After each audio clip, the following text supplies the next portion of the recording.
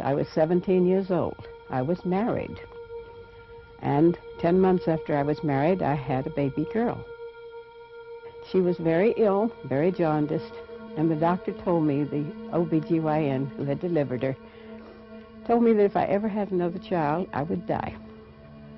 3 months later, I was pregnant again. And I was absolutely terrified. So I went back to him and I said, "Am I pregnant?" And he said, "Yes." And he said, "I told you not to get pregnant." And I said, "But you didn't tell me how not to." I thought we were pretty close. I mean, we had talked about getting married, we had talked about babies, we had talked about what we would name a child. And when I got pregnant and said, "I'm pregnant,"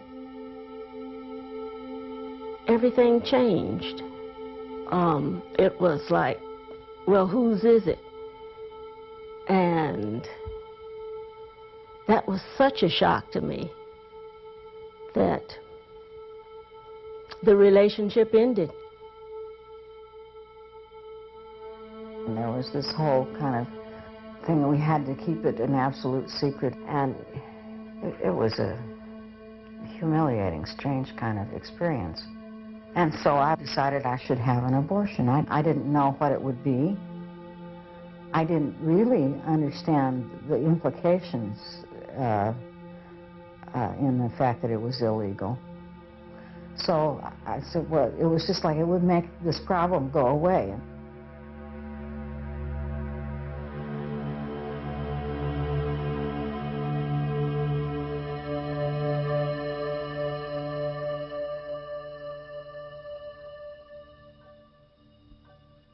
Until the mid-1800s, abortions were legal and available in the United States. Both the state and the church permitted abortions if they occurred before quickening, when the mother first perceived fetal movement. In 1847, the newly formed American Medical Association began a campaign to professionalize medicine by outlawing what it called quackery. Included in its ban were midwives and herbalists who had provided abortion and maternity care in their communities for centuries.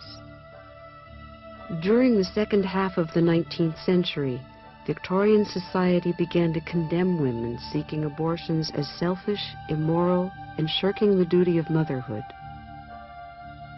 Protestant and Catholic churches joined the medical establishment in expressing their condemnation. Meanwhile, legislation restricting abortion continued to spread, and by the turn of the century, both birth control and abortion were illegal in most states. If a woman needed medical treatment after a botched abortion, she faced a humiliating and dangerous situation. Even though infected and bleeding, she was often required to testify against her husband or lover and the abortionist before she could receive medical care. Believing I am about to die, make this my ante-mortem statement. I became acquainted with John Schockweiler. I had sexual intercourse with him, and in the month of May, I noticed that I was pregnant.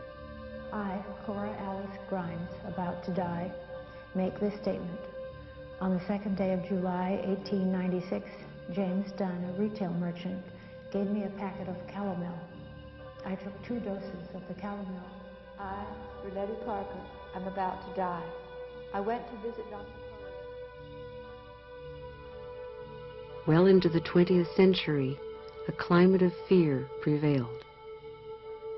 I went to medical school in New York City in the 50s when abortions were illegal, and every day the city hospital that my medical school staffed would have 20 or 30 women come in infected, bleeding, and dying from abortions that they had induced themselves, and the coat hanger trick was used, and or they had a friend that had a catheter and they'd leave the catheter in until for a day or two, and she was bleeding and cramping, and they'd come in, and that's not an exaggeration. I think it was true in any major city area in this country in the 50s. Okay. When we got them, we received them like with a temperature of 105. Bleeding. Totally infected. We had some die in shock because they did not tell the truth, and they was afraid to tell the truth as to what had happened, because they knew it was illegal, and they felt like we were only getting the information to report them to the police. It's like turn me in, that I aborted myself. They was just plain housewives who felt like, I can't afford another child. I couldn't have that baby, because if I did, and I died, who would take care of the little baby I had? And so I asked the young women where I worked at a Walgreens drugstore, and I asked them if there was somebody who could help me do something. You didn't say the word abortion in those days. And they knew what I wanted. And they sent me to a woman, and she told me that she would do it for $50. This was in 1939. And $50 was a lot of money. And I worked hard, and I sold everything I had that I could get a few pennies for. And I eventually got my $50, and I went out to see this woman. And she put, I think it was a strip of slippery elm bark, and she inserted this up my uterus. And she said, now you go home, and that will swell up, and you will have pain, and you will probably have some temperature, but you will have a miscarriage. 2 days later, I had a screaming fever, and I was in such pain. And so I went back out to see this woman, and she lived in a shack. And she met me at the door, and she said, I told you not to come back. And I said, I have nowhere else to go. And so she cleaned me up, and I was so frightened, and I was in tears. And she put her arms around me like that, and she just held me up to her chest for a minute, and she said, honey, did you think it was so easy to be a woman? I'll never forget that. Never forget the kindness of that woman, even under those terrible circumstances. And so she said, this time you go. She gave me some aspirin. She said, don't you ever come back again. And that was the last I saw of her. And I had a roaring fever for about 3 or 4 days, and then I got better. And I went back to see my doctor when I got the money for the visit. And I told him, I said I had something done. And he said, well, I figured a smart kid like you would figure a way out of it. And I looked at him then, and I thought, how could he? How could he? This was a man trained and licensed, and he turned me away. And I had to go out and find this woman to do this. And it was to save my very own life. The day came, and they took me to a motel several miles from Boise. It was a dirty motel, and I was alone with this woman, and I remember what she looked like really well. She was dirty too, and not friendly, really.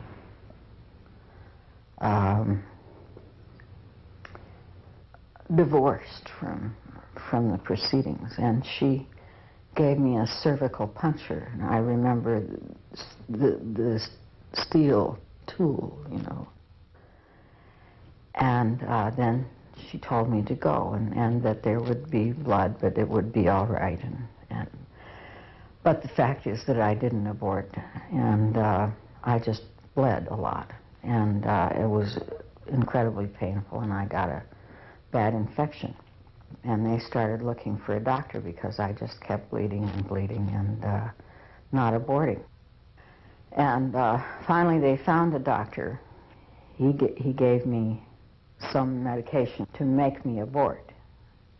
And I aborted at home so that if he were caught, he would be able to prove that the process had been initiated before he became involved.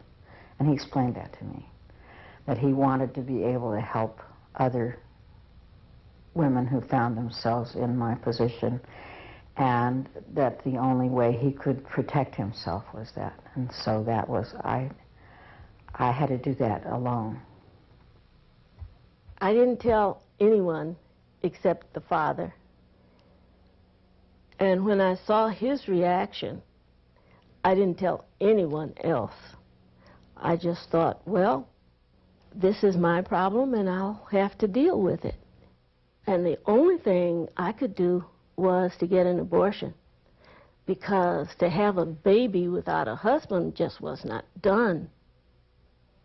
I just went to the telephone directory and I looked up obstetricians, gynecologists, and I looked for a gynecologist that didn't advertise as an obstetrician, and I thought maybe he would be most sympathetic, and it turned out he was.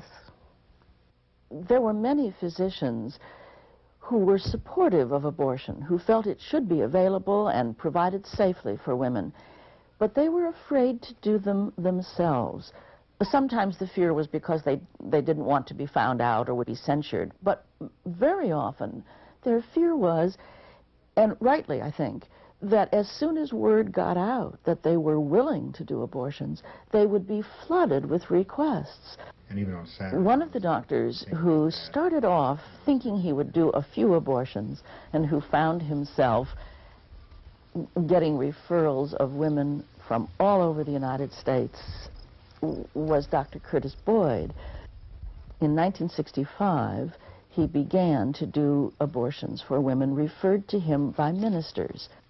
Over the course of the next 8 years, he did thousands of abortions.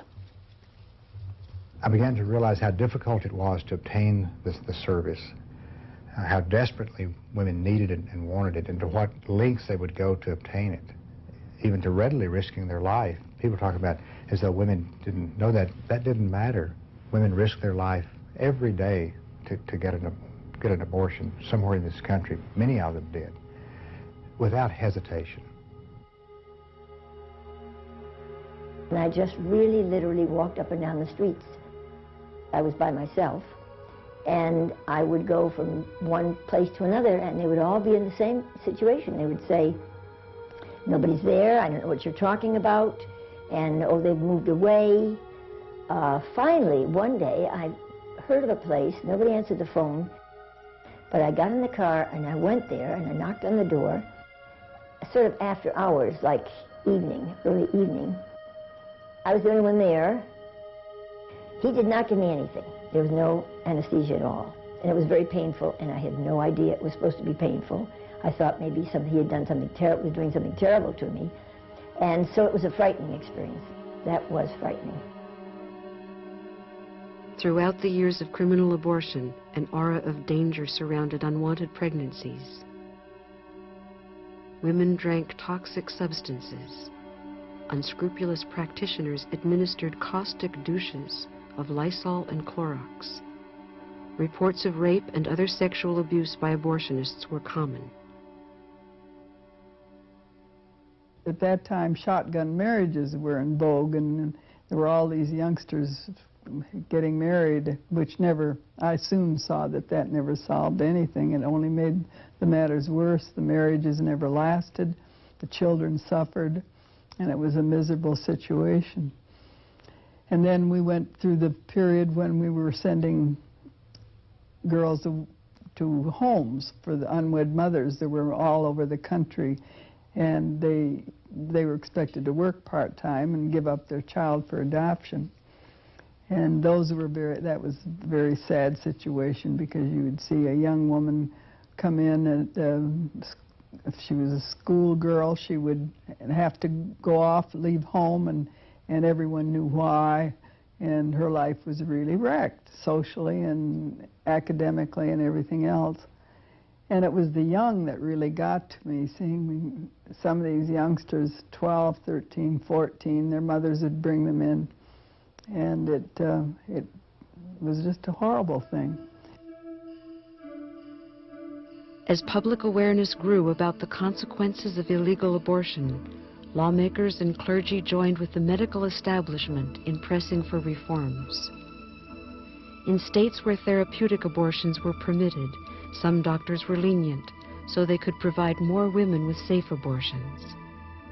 I heard about these two co-eds in Stanford who went to Tijuana and obtained illegal abortions. The first was a girl who came back with a fulminating septicemia and who subsequently died.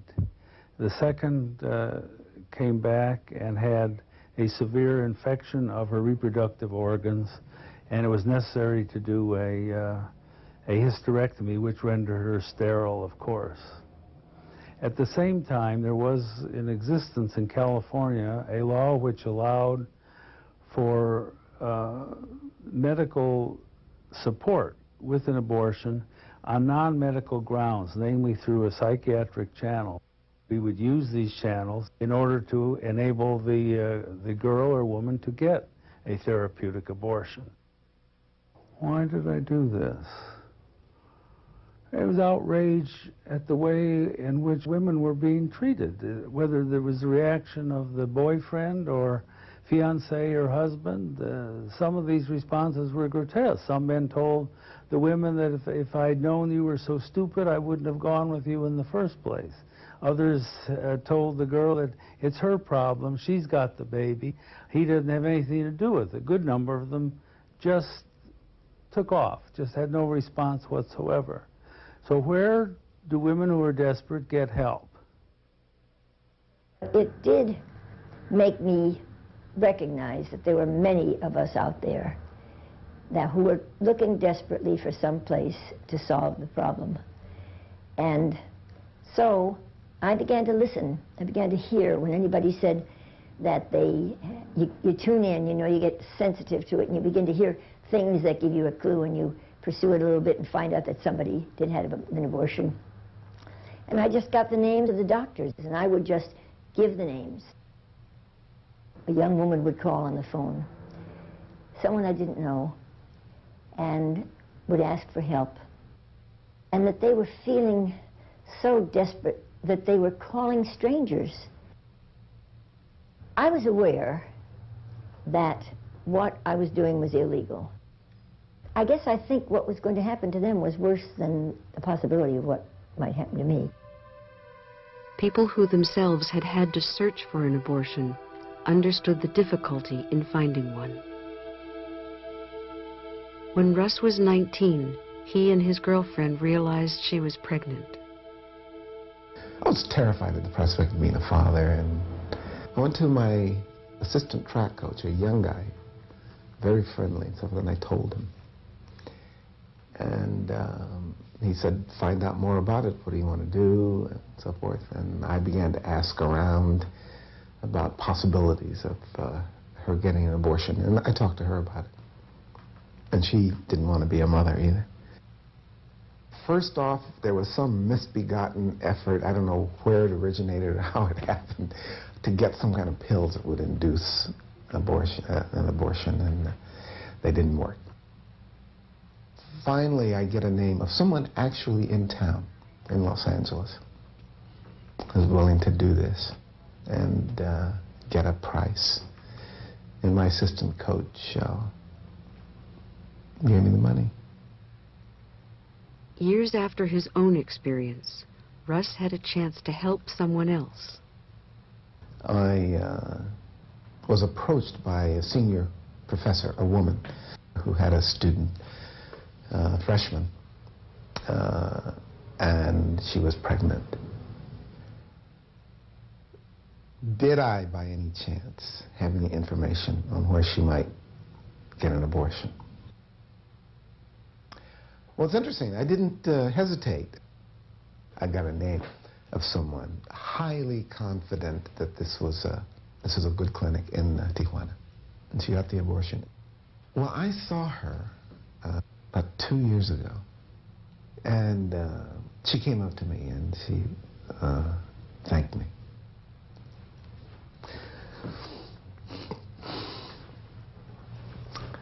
That was nice. it felt a little bit like saving a life.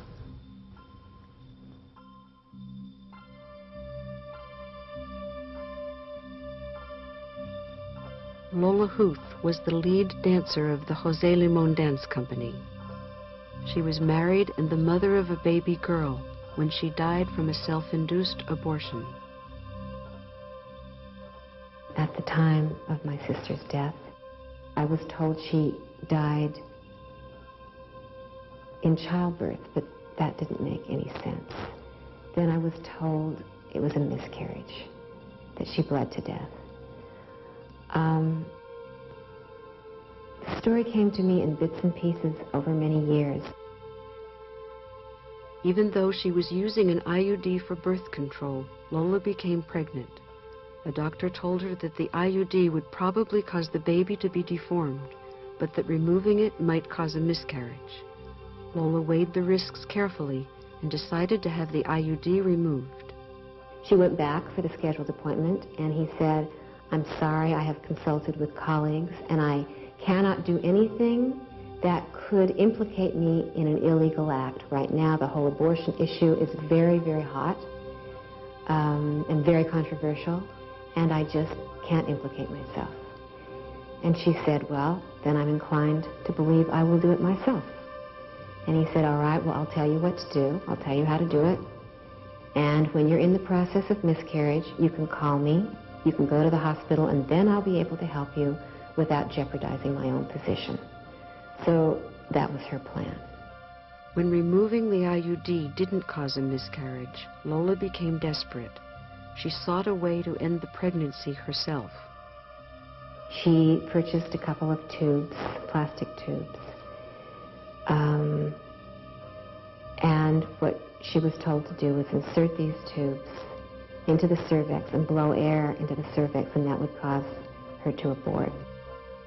So she filed a sharp point and had punctured a vein and got air into her bloodstream.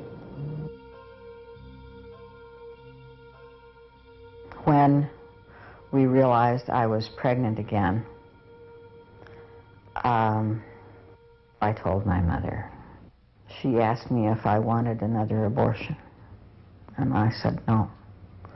I couldn't stand the idea of doing that again. Rosalie had been raped by an older man. She was afraid that another illegal abortion would lead to the same medical complications as before, so she decided to go to a home for unwed mothers and then give the baby up for adoption. Everyone told me that if I had any sense, I wouldn't look at the baby. I would just let them take it away, and I'd never look at the baby. But I did. I let them bring the baby to me, and I held the baby. That was a terrible mistake. And then I owed some money for my board and room and medical, and so I stayed for a while, and I worked in the nursery to work the money off. And that was a very bad mistake, because I was just around babies all the time. And I wanted to keep the baby, and I actually held the baby before they took it. Oh, God.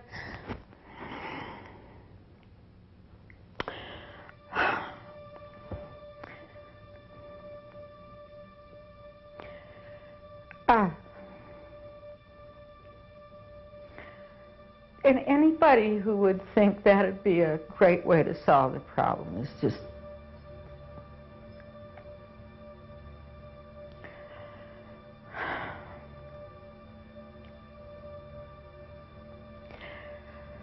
I mean, you take a child who doesn't even know her own mind, a 17-year-old young woman, and ask her to carry a baby in her body for 9 months, and then give birth to it, and then just give it away like it's nothing.